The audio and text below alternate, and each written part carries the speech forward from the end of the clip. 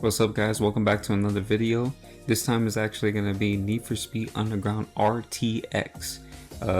Obviously I'm still undergoing a bit of fixes and a little bit of my own personal work when it comes to getting the best out of the game.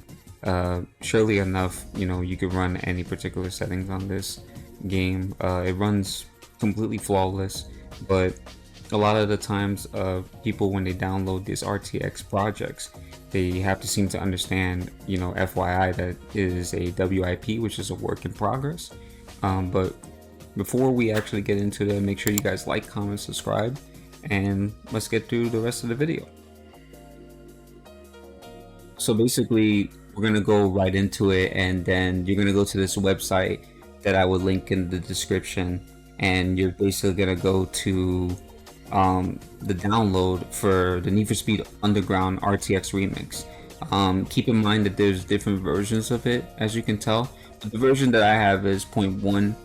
Obviously you can try out different versions if you want to, but basically when you click on it, it's going to prompt you to this download thing, right? And then after you're downloading it, it's going to give you 2 folders, and I believe it's some other ones that are pretty useful as well too. So in this folder, if you have all of this, then that's pretty good. If you have the dumps, I think the dumps are only when you start up the game and you're trying to run it, as well as these particular files. But if you don't see the dumps and you see these files along with the ones on the top, then you should be good. And then the RTX remix folder with the captures and mods, everything within the Need for Speed,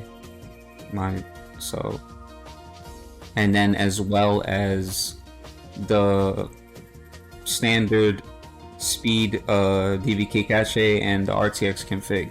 But sometimes when people download the file, right, they would have the DVK in here, like not the speed DVK, but I believe it's the one for this one, right? So if you see this outside of this folder, take that and put it into the T-Rex folder. So weird saying T-Rex, almost like I'm talking about prehistoric creatures, but yeah, just put it in that folder. And then basically when all of that is done, because I know like some people go through this problem where they say, oh well, the game's not loading up, and I'm going through these issues. Well, one of the things that I realized that happens when it comes down to this game is, well, one of the main issues I ran into, I don't know about any other issues, is the DVK was not in this folder. So it was starting up, but it was on a very long load screen. But you have to make sure that you put all those files that are in the download into this your game directory folder, right?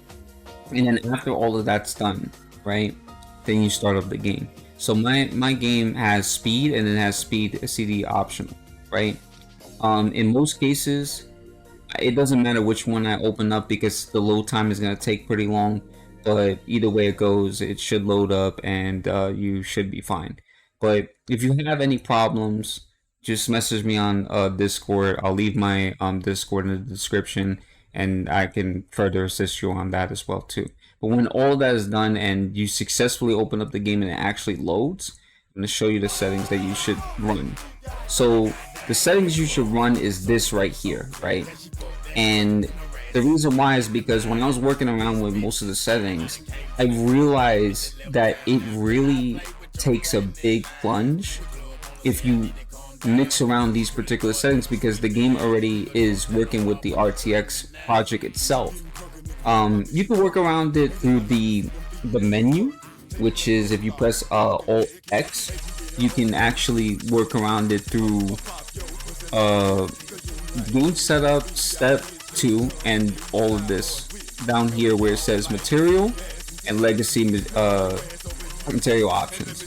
For some reason I can't get the color to work or whatever, but I guess you can work around with that, when you get the chance, when the game opens up and so forth, to your liking. The general settings, I have it to ultra performance, rendering is high, I have motion blur and post effects on, took off VSync. So the reason why I took off VSync is because you want the game to capture in the best, I mean like literally the best of frames, because I know some people, they say to themselves, oh, um they say to themselves, oh well, I can't run the game, I can't do this, I can't do that. But in reality, you have to kind of understand is this game, or at least the project itself, is a work in progress. Not on top of that, you either have to have a minimum of a 30 series or a 40 series card. It literally says it on the website, you know, so you have to kind of expect those things. I know it seems tempting to run, and I know it seems like, okay, well, this can run on my device. Maybe if I just work around the settings, you could try that. You know, it's fine if you do, but you have to always keep in mind that this is the thing that you have to really kind of work with, instead of you just believing that, you know, it's gonna work out fine and you're not gonna go through any issues. But you know, aside from that, we're gonna go right into the the gameplay, so I can show you guys what it really looks like in terms of, you know, the details, the design, and everything. So for my build, it has this type of detail because I'm still trying to work on it as much as possible. Um, but even so far, it looks amazing. You know, it looks amazing. I was able to get it to where it needed to be, and I feel like, you know, their their work in progress build is just so fascinating. I played the Need for Speed Most Wanted one. I played the one for Underground 2. I mainly played the one for Underground 2 because it's just so spectacular. But I came into the conclusion that by working around these particular settings and working with the material options and even stuff in the other uh, game setup category, that you could be able to optimize it to the best degree. Of course, it's not going to be a consistent 60 FPS, but at least the game actually runs, it's smooth. Um, I want to actually also keep in mind that, you know, the game does take a bit of time to load, as I previously explained before. It's not like Most Wanted, or it's not like uh, Need for Speed Underground 2, where there's a faster load time.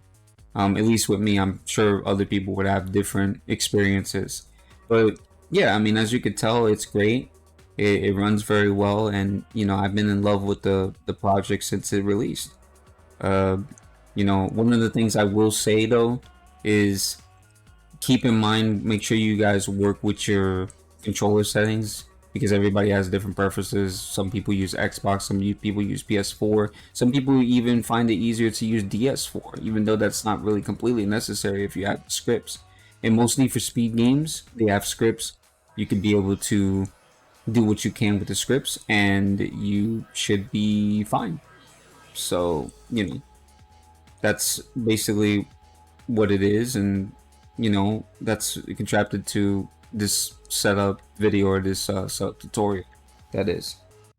So I just want to be able to say before the end of the video, I appreciate you guys viewing this. Like I said before, if you guys need any type of help whatsoever on the game's installation, or you know, just any other troubleshooting issues, make sure you guys contact me via Discord and I'll be able to assist you. Or you can even go to the RTX Discord server, and there's a lot of really helpful minds in there that could be able to assist you, whichever you prefer.